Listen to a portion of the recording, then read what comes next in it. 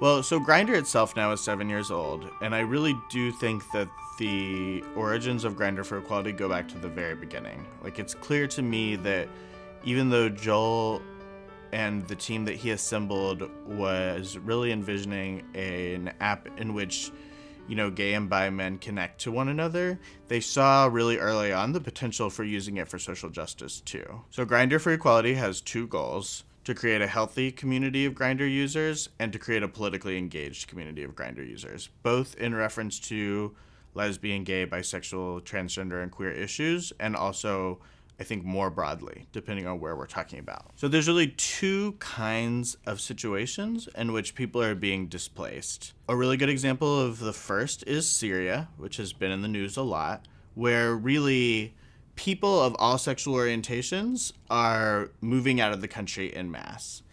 And the counterpoint to that would be Indonesia, where the situation is so LGBT specific that the whole country is not moving, but LGBT people are increasingly moving out or moving to different parts of the country. So in Indonesia, what we really tried to do was see if we could leverage the power of the app to get money to Indonesian LGBT refugees. So we did a fundraising campaign that really attempted to move money from LGBT people in the global north in order to support people in the global south, specifically in this case, Indonesia. In the case of Indonesia, the money that we raised went straight to an organization called Aris Pelangi in Indonesia, which provided a lot of on-the-ground direct service support to people who were moving because of homophobia on their home island or in Indonesia in general.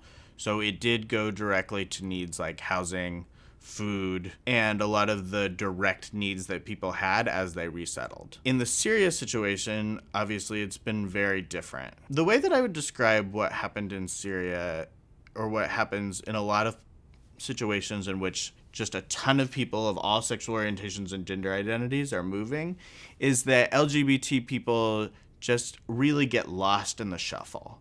And a lot of our specific needs are not brought to the forefront.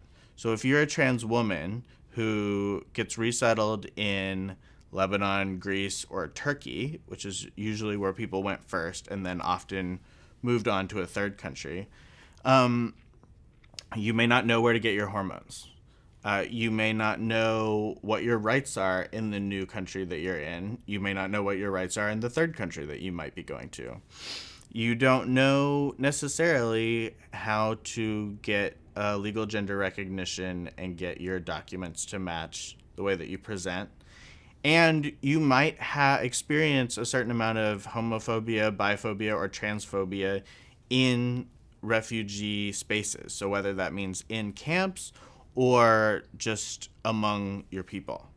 What we have tried to do is to target the countries where we know that there are a lot of Syrian refugees, and then use our geolocation capabilities to even go down to towns and neighborhoods where a lot of people are being resettled, and do ads in Arabic and sometimes English as well, that let LGBT refugees in particular know what is available to them. Because in all three of those countries, there are LGBT organizations who can provide a certain amount of health support, mental health support, and legal support for the things that may be happening to them. But there will always, I think, be people who will engage with an app like Grindr who are not going to be drawn to those organizers, who are not going to be immediately and sort of obviously drawn to those spaces. And I think that makes sense. Like, you're scared. You don't know what's going to happen if you're outed in this new situation. And you may or may not have even sort of basic language abilities to get around where you are now. So I think that is the way in which Grindr becomes a connector. I would say that figuring out how we engage in third countries where people are being settled is the layer that is sort of next for me. There's so many places and people get more spread out. So it's harder to have that immediate impact like that we were able to have with working with Mosaic, for example, in Lebanon, and saying, here is the art and drama therapy that is available to refugees who want to work through their trauma in this sort of particular artistic mental health way.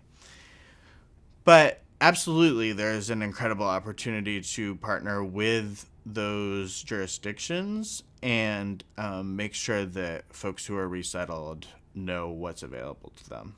When I think about the potential for Hack4Equality, it feels like it's born out of the same connections that I make between organizations in different countries, in that I hope to tap into the expertise and potential of kind of a new group of people who my activist friends are not currently working with. And I tell the story of, suddenly I'm at a tech company, talking to a number of organizations, and to a person, people will say, yes, using cutting edge technology is so important to us. And then inevitably follow it up with some absurd statement like, that's why we've set up a Twitter account, which is great. And I think it's fantastic. And I, for sure, am right there with them. And, we don't have access to cutting edge technology. And I think that being at Grindr, I have such a tremendous opportunity to bridge that gap. Come to Hack4Equality.com and check out what we're doing to create cutting-edge technologies for LGBT advocacy all over the world.